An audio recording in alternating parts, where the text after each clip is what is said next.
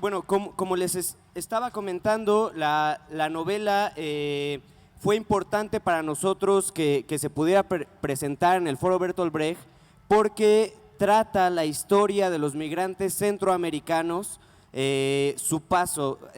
Cada año pasan por el país 200,000 migrantes centroamericanos con la idea de llegar a Estados Unidos. Sin embargo, en ese camino se encuentran con muchos problemas, con bloqueos como los secuestradores, como la trata de blancas, como gente que los explota para trabajos forzados. Entonces, esta novela cuenta una parte de la migración en América que muchas veces no vemos. Rara vez volteamos a ver el sur, rara vez nos acordamos que existe una frontera y sin embargo por ahí están pasando cosas muy graves, ¿no? Ahora en el Foro Brecht hemos hecho esta campaña de la mochila migrante, que estamos aceptando mochilas que le daremos al padre Solalinde para que él la pueda repartir entre los migrantes que vienen de Centroamérica en un camino hacia los Estados Unidos. La novela de Emiliano Monge, como ya les decía, cuenta la historia de amor de dos personajes, Estela y Epitafio, con unos nombres interesantísimos que ya trataremos a lo largo de esta charla y que nos demuestra también cómo el amor está presente en escenarios de la violencia. Algo que a mí me llamó mucho la atención de la novela es cómo nos pone en el papel de los migrantes en el momento en el que estamos leyendo qué cosas les suceden cuando los capturan desde el inicio de la novela, pero también nos pone en el papel de los secuestradores, lo cual es muy difícil, ¿no? La novela no hace ningún tipo de juicio, no es maniqueísta, sino que nos deja tomar ese papel. Y podemos ver cómo desde diferentes situaciones podemos ser orillados también a ser personajes del mal. Y eso me pareció muy interesante. Y para empezar la conversación, a mí me gustaría echar la pregunta más general para ir yéndonos a lo pequeño, que es cómo contar la violencia. Hola, Ezra. Hola, ¿qué tal? Buenas tardes. Muchas gracias a la brigada por invitarme. Muchas gracias, Ezra. Muchas gracias, Ángel, por estuvirte aquí con nosotros. Un honor. Me da mucha alegría estar aquí. Y bueno, dice Ezra que es la pregunta más fácil, pero yo creo que o más general, yo creo que es la más difícil, ¿no? Cómo abordar la violencia desde la ficción o desde la literatura o en general desde la estética, desde cualquier arte. Yo creo que precisamente en el mundo actual, donde se han roto tanto los vínculos entre las personas, los lazos entre uno y el otro, la estética y la literatura son una respuesta para no volver a vernos, sino para ponernos en el lugar de la otra persona. Creo que la experiencia que nos permite un cuadro, o que nos permite una novela, o que nos permite una pieza musical, o que nos permite un platillo de comida, es convertirnos en el otro, vivir su vida y de este modo realmente experimentar una realidad diferente a la nuestra.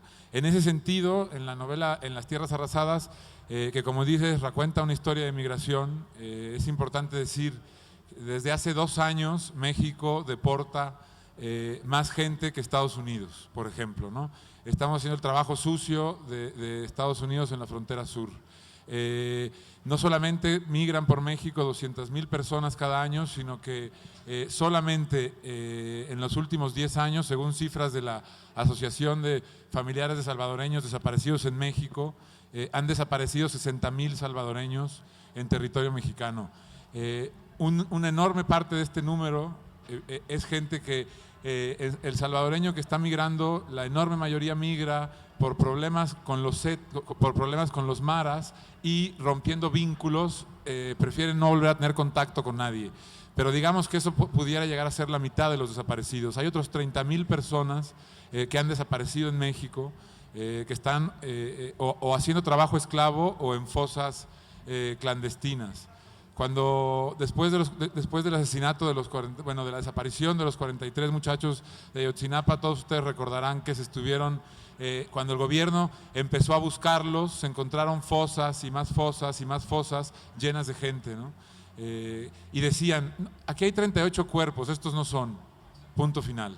¿Quiénes son esas 38 personas? ¿Quiénes son las 24 personas que desaparecieron el día siguiente? ¿Quiénes son las 20 personas que desaparecieron en la tercera fosa, que estaban ahí esos cuerpos? Muchos son mexicanos, muchos son centroamericanos.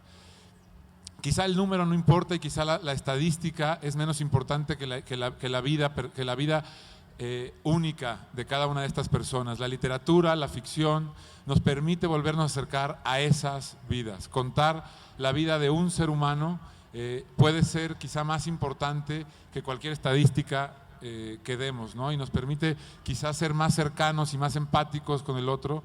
Es un trabajo, además de eterno presente, la ficción, y así respondo lo que me preguntaba Ezra, ¿cómo aborda la violencia? Fundamentalmente asumiendo el compromiso diferente al del periodismo, porque la crónica y el periodismo, en cuanto abordan un asunto como el de la migración, en el instante en que lo abordan, lo convierten en pasado. Siempre que leemos una crónica o un artículo periodístico es algo que sucedió. Y la ficción tiene el compromiso de que todo aquello que aborda lo convierte en eterno presente. Es algo que va a estar sucediendo todo el tiempo, ¿no? Y nos permite de este modo ser mucho más empáticos, digamos. Buenas tardes a todas y a todos. Para mí es un placer inesperado, además, poder estar aquí con Emiliano, ya que Ezra va a hacer las preguntas más literarias y técnicas. A mí me apetecía contaros un poco más a la par, que yo creo que servirá para recomendaros la novela que me pareció fascinante. Yo conocí a Emiliano en Managua, en Nicaragua, y no la había leído cuando le conocí. Y de hecho todo el tiempo que estuve con él no la había leído. Estaba escuchando oír cosas de él y hablando con él, y le conocí como narrador contando chistes de mexicanos en una camioneta. Y me fascinó los chistes. De hecho hay uno que se te olvidan, a todos se nos olvidan los chistes inmediatamente, no, pero siempre hay uno que de los que vas apuntando, este lo tengo que decir porque este gustará mucho y tal, ¿no? Y uno de esos chistes que tengo ahí escritos hay que hacer una presentación de algo, siempre está bien contar un chiste, lo tengo apuntado para contarlo cuando sucede. No lo voy a hacer aquí porque no lo quiero gastar, ustedes seguramente ya lo conocerán, no es el lugar, pero me pareció un narrador oral fantástico y un discutidor genial. Y luego me leí la novela. Cuando regresé a España me leí la novela porque otra amiga común, otra escritora, Berna González Arbur, española, me dijo, tienes que leértelo, tienes que leértelo, tienes que leértelo. Y bueno, dije, pues vale. Y cogí y me puse a leerlo. Y Las tierras arrasadas, en la edición española. Y lo primero que me impresionó fue la dureza de la historia. Eso fue lo primero. O sea, ya ni siquiera desde la primera página ya no pensé, este tío domina el lenguaje, vaya como escribe. No, ni siquiera. Me sumergí estoy yendo al horror de aquí. Esto podrá empeorar todavía. Y eso, para un lector español, para un lector europeo, te impresiona. O sea, me conmocionó. Cuando estaba leyendo la novela, era un momento que yo tenía que leer simultáneamente varias cosas, me encontré en una librería de repente con un escritor español muy bueno y muy amigo, que se llama Ricardo Menéndez Salmón, y que estuvo en esta feria hace 5 o 6 años, no recuerdo, y me dijo, y hablando me dijo, le dije, bueno, estuve en este sitio y tal, y vi, ¿a quién viste? Vi a no sé quién, y a un mexicano que me he puesto a leer muy bueno, Emiliano Monge. Dice, coño, si estoy leyendo Las tierras arrasadas. ¿Y qué te está pareciendo? Dije, buena. Y dice, no sé decirte todavía si es buena, sé decirte que, joder, qué dura es. Y digo, coño, opina exactamente lo mismo que yo. Yo seguí leyéndola. Yo además ahora puedo deciros que es buena. Estoy seguro que Ricardo piensa lo mismo, pero como soy en mi vertiente periodística que no existe, soy de los que le gusta confirmar a la otra parte, pues no os lo aseguro. Estoy seguro que siempre quien mejor entiende y comprende a un gran escritor es otro gran escritor, o sea que por ese lado estoy convencido. La dureza. Probablemente si esta novela fuera menos dura, tendría más lectores, seguramente. Me da la impresión. Admiro a los escritores sobremanera que se la juegan, porque escribirse una novela es jugarse la vida. Es jugarse la vida. Vas a pasar 1 año, 2 años trabajando en algo que no sabes qué va a pasar. Y si pasa que va mal, perdiste 2 años. Y a lo mejor todo el mundo piensa que los perdiste y realmente no, pero es súper duro. Y entonces siempre hay algún momento en que dirás, si esto lo hiciera un poco más, si la chica fuese un poco más guapa, si en esta parte hubiera un poco de salvación, pero no la hay. Y eso es muy duro, porque sabes lo que va a pasar a continuación. Y eso me parece que es el compromiso actual del escritor con lo que escribe. Por eso digo que estamos ante un escritor. Imaginaros cuando llegué a la feria y me dijeron que le habían dado el Poniatowska. Dije, Dios, qué bien, porque lo que más necesita un escritor es que le digan que lo está haciendo bien. Y ya te lo han dicho, o sea que no hace falta que te lo repita. Pero ¿por qué esa dureza? ¿Qué es la pregunta? Bueno, gracias, Ángel. Como dice Ángel, nos conocimos en Nicaragua y fue un enamoramiento velocísimo. Yo también recuerdo esa sesión de chistes en las que tú también contaste muchos chistes españoles muy divertidos. Bueno, ¿por qué esa dureza? Porque es una novela sobre migrantes centroamericanos, porque está inspirada en la lectura de cerca de 1.800 testimonios de migrantes centroamericanos, y porque la realidad de la migración es difícil abordarla desde otro lugar. Originalmente yo quería escribir una obra de teatro, no una novela. En el camino se convirtió en novela, pero la primera idea que tuve al pensar en hacer una obra de teatro fue escribir una tragedia, y una tragedia con la estructura de la tragedia clásica, con coros. Por eso la novela hereda, ¿no? Tanto las entradas de testimonios textuales. Cuando el migrante decide, obligado por las circunstancias, a emprender el viaje, renuncia a toda una serie de marcas de vida que después no recupera. En ese no recuperarlas, no recuperar la identidad, no recuperar el nombre, no recuperar la voz, no recuperar los lazos familiares, en todo ese no recuperar es en donde está la no salvación, que me orilló a hacer una novela tan dura. Yo también quería que la historia de amor de Estela y Epitafio acabara bien, pero no se pudo, no había espacio a que acabara bien, porque es importante decir que la realidad que obliga a migrar a un número enorme de personas es también la realidad que marca las condiciones que convierten a una persona en secuestrador de personas. Es una guerra enorme, una guerra lentísima que está sucediendo, que va mucho más allá de nuestra idea moral y ética de las cosas.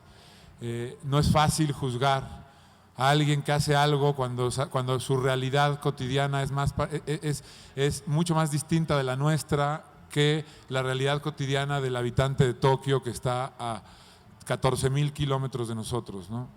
Y luego también es muy dura porque el lenguaje de la novela es muy duro, porque yo creo, hubo una polémica hace 20 años a raíz de un artículo y de una serie de escritos de Mario Vargas Llosa sobre el lenguaje y el compromiso político del escritor, en el que Juan José Saer, un escritor argentino que para mí es un referente, le decía que mucho más allá de lo que él entendía como compromiso político en la literatura, el compromiso político no estaba solamente o no agotaba la elección de un tema.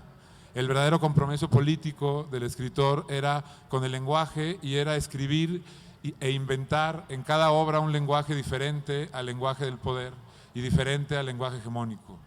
Es por eso que también desde la primera página hay una violencia que está más allá de lo que está sucediendo, ¿no? Y el lenguaje no busca en ningún momento contener esa violencia, porque me interesaba apelar también desde ahí, básicamente. Yo Yo justamente en este tenor me acordé mucho de cuando Saramago decía que no le gustaban los lectores tranquilos, ¿no? Que él necesitaba lectores desasosegados. Y yo creo que pasa mucho, ¿no? Es una novela muy difícil de leer, que aunque, como ya dijo Ángel, es muy buena, es complicadísimo echártela en una noche, echártela en un día. Solo mi suegra hizo eso y está loca. Es que en serio es durísimo. Estás leyendo un capítulo y terminas y tienes que relajarte, tienes que ver el capítulo de una telenovela después, algo que intente cambiar tu mente de esta escena tan terrible que te está poniendo, ¿no? Es sumamente desgastante, le exige demasiado al lector. Es que yo creo que la buena literatura, desde mi punto de vista, la buena novela gráfica, el buen cine, es decir, es muy difícil pretender llegar aquí y establecer la distinción entre cultura y entretenimiento, ¿no? Pero sí creo que hay ciertas fronteras que existen y que son muy claras. Y una es la de aquello que el espectador se sienta y contempla sin poner de su parte, y otra es aquella que le exige poner de su parte por lo menos lo mismo que el creador, ¿no? Hay películas que uno se sienta y las goza muchísimo, pero no tuvo que aportar nada en la experiencia de ver esa película. Hay películas que te exigen al estarlas viendo aportar de ti para entender, para completar, Creo que ahí radica un poco o debiera radicar la distinción entre aquello que puede ser considerado cultura y aquello que puede ser considerado entretenimiento, sin que una cosa sea mejor que otra, pero sí saber qué te interesa hacer y qué no. Yo sé, y lo decía Ángel, ¿no? Yo sé que si esta novela hubiera sido menos violenta, primero sé que no lo hubiera querido escribir, y después sé que si alguien lo hubiera escrito tendría más lectores, claro que sí. También sé que la elección del lenguaje podría haber determinado muchos más lectores. También sé que si no hubiera una construcción en torno a endecasílabos, también tendría más lectores. Pero son decisiones que uno toma, ¿no? Por respeto a un tema fundamental que es el hecho de la veracidad también y de la verdad. Yo creo que las novelas que pretenden ser verdaderas son aquellas que no le exigen al lector y que se vuelven novelas fáciles o desechables desde mi punto de vista. Y creo que aquellas novelas que aspiran a construir una veracidad que no tiene nada que ver con la verdad, exigen más, por supuesto, porque hay que volverte cómplice, lector y escritor y personajes de esa cosa posible, aunque no real. Sí, pero está pareciendo que hace falta un perro lazarillo para entrar en la novela. No, lo estamos llevando por el lado equivocado de alguna manera. No, porque el lenguaje también es algo que proporciona placer. ¿Cuántas veces hemos leído un poema que no hemos entendido nada, pero que nos ha parecido hermosísimo? ¿Y dónde estaba la cosa? En la hermosura. Los que no sabemos inglés nos hemos pasado la vida escuchando las canciones de Bob Dylan. No hemos entendido nada porque le han dado el premio de literatura, el Nobel, porque como era una parte más de la música su voz. Y sin embargo entendimos perfectamente qué quería decir con que la respuesta estaba en el viento. No, el lenguaje también condiciona. Y el entretenimiento es algo que es cada uno con lo que se entretiene. Unos se entretienen con chicas delgaditas y otros con chicas menos delgaditas y no tiene nada que ver, y viceversa. A algunas chicas les gustan los tipos estos de los músculos de superhéroes y a otras les gustan las más inteligentes, los intelectualillos de bajo pelo y tal. Y bueno, Emiliano no, que es muy guapo y ya se lo dicen y eso, pero va, para los normales y tal.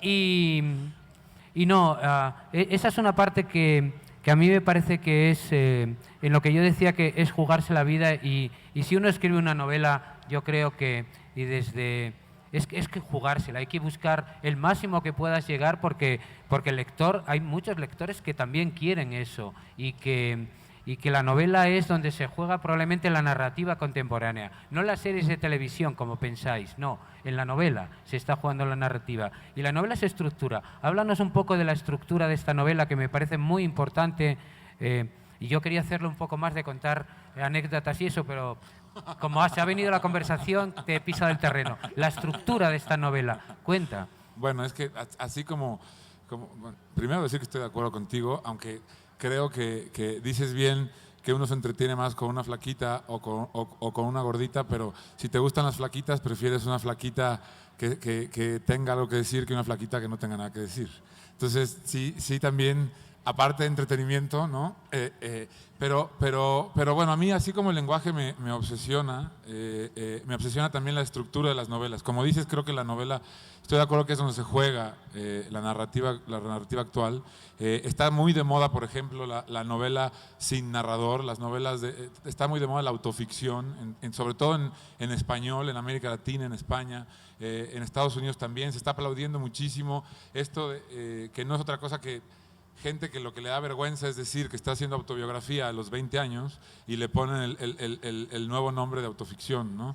Y lo que hace estos libros, esta literatura, es desaparecer la figura del narrador, olvidar que es el personaje principal de cualquier libro, que el que cuenta los libros no es el escritor, sino el narrador que construye el escritor, y desde ahí la estructura de la novela se decide al mismo momento que construyes un narrador.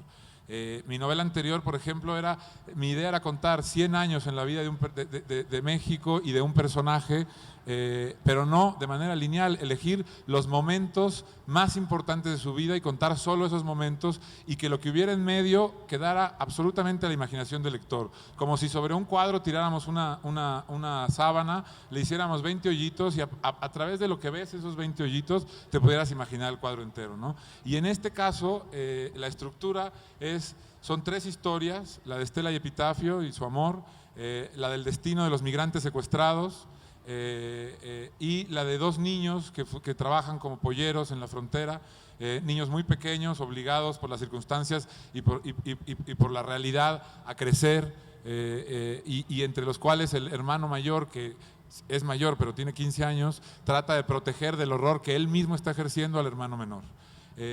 Suceden durante 24 horas las 3 historias, y la estructura lo que hace es decidir contar por fragmentos estas historias, pero nunca de manera, digamos, nunca en el mismo tiempo. Se cuenta 1 hora de una historia, se pasa a la hora siguiente de la otra historia y no sabemos qué pasa a esa hora en las otras historias, luego va a la siguiente, luego a la otra, va brincando, y a veces la estructura es mucho más básica de lo que pensamos. Todos ustedes muy probablemente aprendieron en la primaria, como yo, a separar los apuntes de la materia de matemáticas que la materia de español, con esa greca que nos hacían hacer las maestras, en la que 3 rayas se iban cruzando. Pues esa imagen fue la que yo decidí usar para contar la historia, esa greca exactamente, ¿no? Es decir, una estructura puede venir de cualquier imagen básica, ¿no?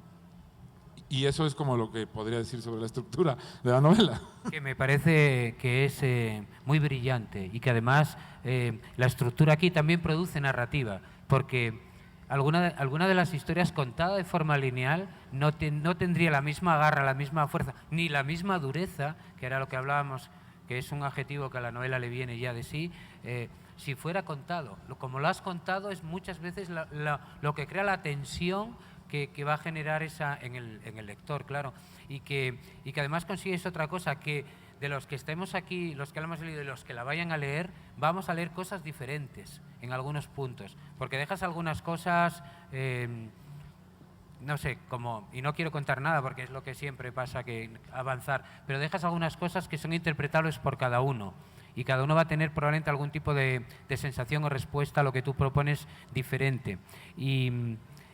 Y yo quería, como recomendación, solo hay otra novela sudamericana y leo poca novela que no sea de género negro, no escritas en español. Tengo que leer muchas de género negro escritas en otros idiomas, y por eso tengo esa parte parada, pero soy un lector de Latinoamérica. En los últimos 10 años solo he leído otra novela que me ha parecido que no se parece en nada, pero tiene algunos puntos de contacto. Lo que pasa es que allí son migrantes latinoamericanos en Estados Unidos, que es una novela que se llama Norte, de Edmundo Paz Soldán, el escritor boliviano. No tiene parecido, son también 3 historias que se van a mezclar en algún momento, con un psico-killer mexicano que va a Estados Unidos, un pintor dark brut también que está, bueno, es otra historia, pero es también entra dentro de una especie de minigénero que se está formando, que es el de la migración latinoamericana hacia el norte, o siempre es hacia el norte la inmigración, por otro lado, pero bueno, es que estaba pensando lo que yo soy un migrante español, mis padres del sur de España al norte, pero bueno, y que creo que es una parte muy interesante. Estábamos hablando el viernes, tuvimos 2 mesas redondas sobre el problema que estamos teniendo de los refugiados en Europa ahora mismo, ¿no? Con 2 autores griegos, un periodista italiano, el fotógrafo Javier Bauluz, español, y Médicos Sin Fronteras. Y puede haber dramas de diferente forma, ¿no? Como es evidente el de los refugiados, esta gente que son como los judíos antes de la Segunda Guerra Mundial pidiendo asilo y que nadie se lo da. Todos los gobiernos se reúnen en Evian cuando los judíos, y todos están de acuerdo, 32 países, en que es un problema y habría que darles alojamiento, pero solo la República Dominicana deja entrar unos cuantos y el resto acabará en Dachau, Auschwitz y demás. Estamos en ese punto en Europa y da miedo. Vayan a ver el Museo de la Tolerancia y les va a dar miedo lo que están viendo, porque estamos viéndonos ahora, miedo nos da. Y esta otra forma, como más callada, que es la migración económica, que muchas veces se entrelaza con la migración de la violencia, que puede ser política o no política, como en el caso. La migración económica es una migración también de la violencia. Es decir, los pueblos que están siendo expulsados como pueblos enteros a consecuencia de una violencia económica.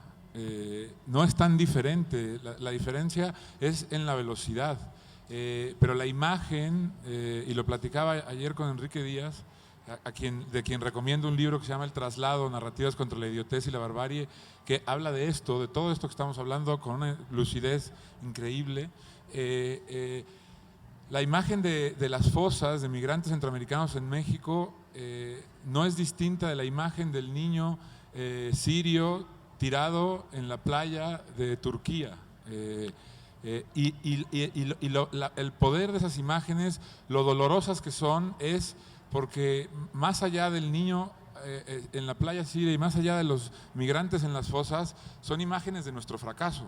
De nuestro propio fracaso como sociedades, como países, porque concentran absolutamente todo el horror que hemos permitido suceder, que hemos dejado que nos rodee sin que actuemos en consecuencia, ¿no? Y eso liga con lo que estabas diciendo, y lo decía yo hace unos días, con el alemán que en el 48 y en el 49 y en el 50 decía, caray, ¿cómo no hicimos nada?, ¿no? Es exactamente lo mismo. ¿Cuándo vamos a decir cómo no hicimos nada? La migración la vemos en las playas de Turquía, la vemos en todo el Mediterráneo, la vemos en la frontera de México con Estados Unidos, peor aún en la frontera de México con Centroamérica, y hasta hace poco era todo hacia el norte, pero ahora del sudeste asiático hacia Australia se ahogan también en cantidades ingentes las personas, ¿no? Y de Bolivia y de Perú hacia Chile, sobre todo, también hay unas migraciones cada vez más grandes, ¿no? De Venezuela a Colombia, es decir, este horror de los sujetos que desaparecen sin que nadie esté reaccionando en consecuencia, es dolorosísimo, y ese dolor no puede ser tratado literaria o estéticamente más que desde una ética política que no dé lugar a la complacencia, ¿no? ni a la ambigüedad, ¿no? En Europa es cierto que hay libros, pero pocos. Muy pocos. Muy pocos. En África hay más. África desde fuera la vemos como un lugar que sale de África, ¿no? A México llegan migrantes de Mali, de Senegal, de Ghana sobre todo. A Europa pues van de toda África. Todo el Sahel, sí. Pero como en todos los lugares hay unas migraciones internas en África brutales. Las migraciones de Kenia y Etiopía son gigantescas, es decir, hay lógicas internas también brutales. Y hay una literatura enorme, enorme de migraciones en África. ¿Qué tiene que pasar para que eso suceda? En América Latina está empezando. Además de mi novela está la de Antonio Ortuño, que es una extraordinaria novela, La fila india, ¿no? Hay otra novela que salió en Tusquets, que no me acuerdo cómo se llama, que también es muy buena. Todos vieron la película de La jaula de oro, es decir, empieza a ser un tema. Y en tanto logremos convertirlo en un tema, logramos convertirnos también en una sociedad que asume algo que la está desangrando, ¿no? Claro, en esto de presentar las cosas, de dejar de decir números, ¿no? Que me parece muy importante, la novela a lo largo de todo el libro tiene unos pequeños fragmentos que están en cursivas, que van contando los testimonios de los migrantes, de las cosas que les suceden, ¿no? De esta cosa que pareciera una masa amorfa, en donde todos han perdido sus nombres, en donde alguno puede ser el papá que fue boxeador y ganó una medalla, o puede ser el hijo de alguien, ¿no? Esas historias que nos sirven tal vez también para identificarnos, ¿no? Y que es justamente lo que decías que pasa con la imagen del niño sirio, ¿no? Y esto me lleva a hacer una pregunta, ¿no? Hacer una pregunta y dar una posible respuesta gracias al foro en el que estamos, ¿no? El otro día, cuando Javier Bauluza acababa de presentar aquí sus fotografías sobre los migrantes y todo eso, ese mismo día se proyectó su documental en TV Española y él puso un tuit: ahora que habéis visto el documental, ¿qué van a hacer, ¿no? ¿Qué sigue? Porque si no respondemos cuando ya conocemos qué es lo que está pasando. Yo quiero que me contestes eso antes, o mejor dicho, después de que recuerde una frase que debe estar por ahí de Bertolt Brecht, que decía algo así como: ¿y qué haremos en los tiempos oscuros? También escribiremos en los tiempos oscuros, ¿no? ¿Qué sigue después de reconocer este fallo de la sociedad? Sí, bueno, seguir escribiendo, que es a lo que apunta y apuntó siempre Brecht, ¿no? Yo creo que es famosa la frase que todos seguramente han escuchado, de que después de Auschwitz ya no se puede crear, ya no se puede escribir, ya no se puede crear literatura, ya no se puede crear poesía, ya no se puede hacer arte, ¿no? Porque la frase es mucho más compleja que lo que siempre resumimos. Y precisamente creo que es exactamente al revés. O sea, creo que después de Auschwitz lo único que podemos hacer es literatura y poesía y arte, ¿no? O sea, es decir, creo que es una manera de buscar sensibilizar. Sensibilizar a uno que lo hace y sensibilizar a aquel que se acerque a lo que hacemos. Evidentemente es muy naif pensar que la literatura va a cambiar el mundo. Si la literatura, yo siempre lo he creído, si la literatura pudiera cambiar el mundo, ya lo hubiera cambiado tantas veces que estaríamos en un lugar completamente distinto. Pero creo que sí ayuda a apuntar a ciertos caminos por los cuales seguir el rumbo de cambios necesarios, ¿no? Y cuando digo literatura, quiero decir cualquier arte, hablo de la estética en general, ¿no? De una estética con ética.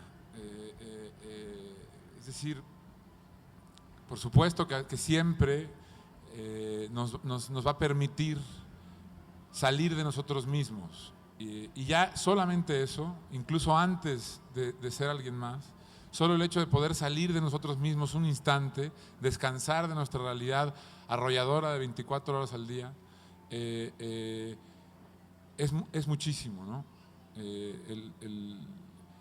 El taxi en el que vine, platicaba con el taxista y le decía que venía a la Feria del Libro porque se me había hecho tarde, y me decía él que si me gustaba leer mucho. Le dije que sí, que me gustaba leer mucho, y le pregunté si a él le gustaba leer, y me dijo no sé. No me dijo ni no ni sí. Y me pareció sorprendente. Le dije, ¿cómo que no sabe? Me dijo, no, es que yo no tengo tiempo nunca para leer. Pero una cosa sí le voy a decir: yo cuando me concentro mucho. Eso fue todo lo que me dijo, ¿no? Que esa es una realidad. O sea, es decir, el hombre me estaba diciendo que le encantaría poder leer si tuviera tiempo. Y es evidente que es necesario tener tiempo. En sociedades como la nuestra es un privilegio la lectura. Porque no es decir, todo el mundo tiene una hora en la noche. Sí, claro, pero si estuviste en un taxi 14 horas, pues es una hora de mierda la que tienes, ¿no? y no funciona para leer. Entonces, claro que hay que encontrar, hay que saber hacernos y regalarnos unos a otros esos espacios para buscar esos caminos que nos lleven a cambiar alguna cosa, ¿no? De nuestra vida personal y de la vida de la gente inmediata a nosotros. Sí, una cosa que decíais que me parece que es la diferencia que lo marca es que la literatura cuenta historias de gente. Es decir, estos migrantes tienen nombre en tu novela. Son ellos, te cuentan su vida, lo que decíais. Que esta es la diferencia con las cifras. Ya llevamos 1 millón de gente asilada en Europa, que le hemos dado refugio. 1 millón no es nada. ¿Qué diablos es 1 millón? ¿Quién lo sabe?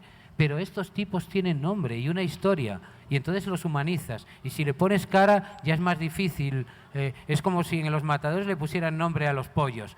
Es más complicado matarlos si le has puesto un nombre y te identificas. Y para eso sirve la literatura. No puede cambiar la vida, pero la mejora. Y sobre todo tu novela te da información que no tenías. No era lo que tú pretendías. Para eso, y esta es otra pregunta para luego con el periodismo. No, pero además es una realidad. Yo estudié ciencia política antes de dejar la ciencia política. Como dice un amigo, la ciencia política es el mejor trampolín para lo que siga.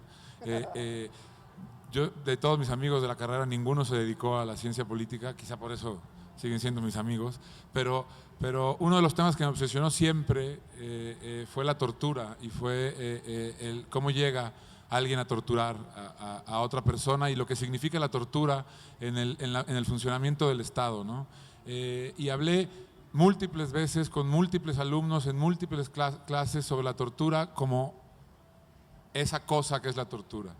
Y cuando por primera vez hablé no de esa cosa que es la tortura, sino de las historias que mi padre me contaba borracho, de cómo lo habían torturado a él en este país cuando estuvo en la cárcel, todo cambió. Todo cambió, la tensión cambió, la idea de la tortura cambió, la dinámica del espacio en el que estábamos cambió, y los alumnos tuvieron una idea completamente distinta de la tortura, porque le puse nombre de persona, porque conté la historia individual de alguien, y eso es también lo que nos permite la literatura, ¿no? Sí, bueno, luego hago la otra, ¿no? Sí. No, esta sí era más... desde el periodismo tiene un lenguaje y la literatura puede tener ese lenguaje, pero lo normal es que tenga otro. Y ¿cómo haces? Yo siempre pienso que si estás 8 horas escribiendo, lo que menos te puede apetecer luego es seguir escribiendo. Por eso cuando hay escritores periodistas y conozco muchos periodistas que van a escribir su novela, se hicieron periodistas para escribir y tener un dinero y aún no han escrito la novela, o sea que ya van mal. Y otros que al revés, ¿no? ¿Cómo tu cabeza cuando trabajas de periodista durante todo el día y luego te pones, o cómo haces, si no haces así, te pones, ¿qué pasa en tu cabeza? ¿Cómo oxigenas o cómo cambias el chip para ponerte y... Digo, si escribías... Es que tiene que ver mucho con lo que decía hace rato de asumir que una cosa es un compromiso con el pasado y otra con el presente, pero sobre todo la verdad es algo mucho más práctico, que es que no ha sido tanto el tiempo que compartí las dos cosas. O sea, fui primero una cosa y después conseguí hacer la otra, ¿no? Y entiendo el periodismo y la literatura como dos cosas completamente ajenas, aunque sean tan cercanas, ¿no? ¿No te parece una parte de la literatura, el periodismo? Sí, por supuesto, el periodismo me parece literatura. El asunto es que yo no estaba pensando en literatura. El buen literatura. periodismo es literatura. No, y también la literatura, solo la buena es literatura. Pero yo más bien estaba pensando en novela, o sea, en novela y en ficción más que en literatura, ¿no? En literatura, pues evidentemente estoy de acuerdo que caben los dos. Más bien hablaba de haber dejado el periodismo para dedicarme de lleno a la ficción. Y sí, ahí sí hay una diferencia enorme, ¿no? Por lo del pasado y lo del presente que hablábamos, por lo de la verdad y la veracidad también, porque el singular y el plural son casi contrarios en una cosa y en la otra. Es decir, en la literatura las historias del singular, todo lo que estamos hablando de la ficción es lo más importante, y en el periodismo a veces es mucho más importante la coralidad, ¿no? que pareciera que debería ser al revés. Sí, mira, yo ahorita en esta libreta que ya se me está terminando y donde apunto todo, todavía hay tiempo. Encontré una frase que había encontrado, que había apuntado de Juan José Arreola, ¿no? Y decía que se escribe para conocerse a uno y cuál es su papel en el mundo, ¿no? Pero yo creo que también se escribe para conocer al otro, ¿no? Y eso me parece que es muy importante en la novela, porque muchas veces no alcanzamos a ver, como por ejemplo el taxista no tendrá suficiente tiempo para ver qué es lo que sucede con los demás, ¿no? Entonces, el leer, el escribir nos puede ayudar a encontrar qué pasa con otras personas. Sí, y la novela, y esto me parece importante mencionarlo también como para cerrar, no solamente trata de poner, mi idea no solamente era que pudiera el lector ponerse en el lugar, intercambiar la vida con el migrante, sino también con el secuestrador. Me han dicho mucho y muchas personas que se odian a sí mismos cuando la están leyendo porque se descubren queriendo que los secuestradores consuman su historia de amor, ¿no? Y para mí eso es precisamente lo que decía Ezra, ¿no? Una manera de conocer en serio, porque no solamente ponerse en el lugar del otro, sino del otro también, ¿no? Yo quería ser tan empático, por horrible que parezca, con el secuestrado como con el secuestrador, y entender las condiciones de existencia de ambos lados, ¿no? Y mostrar los aspectos de la vida que no conocemos de uno, pero también los aspectos de la vida que no conocemos del otro, ¿no? Eso también me lleva a pensar, y me gustaría que nos comentaras algo, que muchas veces la barbarie también es cuestión de perspectiva. Bueno, es que eso, a ver, el tema de la eterna discusión de civilización y barbarie es complicadísima y muchas veces es absurda, ¿no? Y siempre creo que además también, como decíamos en literatura, se puede salir mucho más fácil del atolladero de la discusión con los ejemplos que con la teoría. Y les voy a contar una historia rapidísima. En Guantánamo, la cárcel más segura del mundo, la cárcel donde la civilización occidental, su culmen, que es el gobierno de los Estados Unidos, ¿no?, encierra al colmo del barbarismo a los terroristas de Al Qaeda y de ISIS. Les tienen tanto miedo y los vigilan tanto que tienen prohibido tener cualquier objeto que puedan convertir o en arma o en herramienta de comunicación. Entonces, las tazas, por ejemplo, las tazas y los platos en los que comen son de un unicel especial, en el cual se dieron cuenta de pronto los vigilantes, el aparato de vigilancia de 24 horas al día, que los presos con la uña, se dejaban crecer la uña y escribían en las tazas, en esta especie de unicel. Y las tazas se las iban pasando entre ellos. Por supuesto que la primera reacción fue estar convencidos de que se estaban dando mensajes para organizarse, para rebelarse y para formar un motín. Trajeron al traductor y cuando el traductor tradujo lo que venía en las tazas, lo que había en las tazas eran poemas. Eran poemas sobre su vida cotidiana, poemas sobre la luz, poemas sobre la vida en general, ¿no? Y era el bárbaro el que estaba escribiendo esos poemas y era el civilizado el que los estaba prohibiendo, ¿no? Entonces es interesante que no olvidemos que tiene muchos matices el asunto de la civilización y la barbarie. Bueno, ya creo que Pues, vienen a pasarnos un sí, mensaje ahora. nos van a dar una información. A mí nada más me queda agradecerle a Emiliano, agradecerle a Ángel por haber estado aquí, recomendarles que lean Las Tierras Arrasadas y pedirles que le den un aplauso a estos dos que han decidido acompañarnos. Ahí están Las Tierras Arrasadas y le dejo el micrófono a Paco. Emiliano va a estar firmando libros.